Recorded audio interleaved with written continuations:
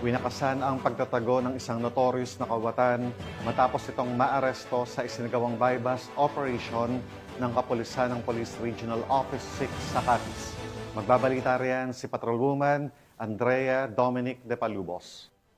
Arestado sa isang matagumpay na operasyon na isinagawa ng Regional Criminal Investigation and Detection Group 6 katuwang ang CIDG Capiz PFU, Roxas City Police Station, Regional Intelligence Unit 6, at Capiz Police Provincial Office, Provincial's Intelligence Unit sa ilalim ng Oplan Paglalansag Omega sa Barangay Dinginan, Roxas City, Capiz, bandang 5:25 ng hapon nito lamang ika-13 ng Oktubre taong kasalukuyan.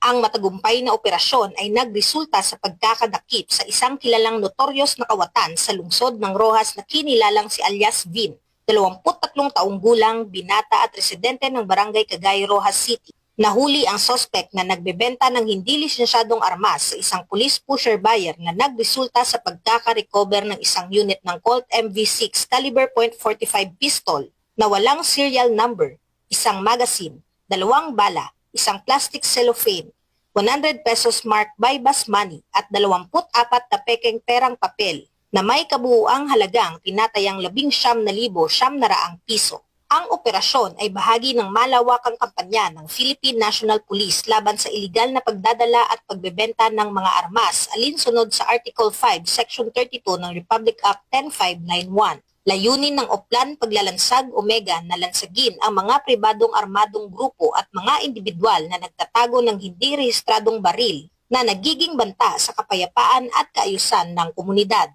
Ayon sa investigasyon, ang suspetsado ay may record na bilang isang kilalang kawatan sa lungsod at dati nang nasangkot sa iba't ibang kaso. Ang pagkakadakip sa kanya ay malaking tagumpay sa patuloy na pagsusumikap ng pulisya na pababain ang insidente ng kriminalidad at alisin ang mga iligal na armas sa mga komunidad. Sa kasalukuyan, nasa kustodiya na ng Criminal Investigation and Detection Group ang suspect para sa tamang disposisyon at haharap sa kasong paglabag sa RA 10591 o ang Comprehensive Firearms and Ammunition Regulation Act. Patuloy na nananawagan ang Police Regional Office 6 sa publiko na makipagtulungan at magsumbong ng anumang kahina-hinalang aktibidad sa kanilang paligid. Sa pagtutulungan ng bawat mamamayan at ng mga tagapagtupad ng batas, masisiguro natin ang isang mas ligtas at maayos na pamayanan. Mula dito sa Police Regional Office 6, ako ang inyong Police News Network Correspondent, Patrolwoman Andrea Dominic de Palubos, alagad na batas, tagataguyod ng Balitang Pulis.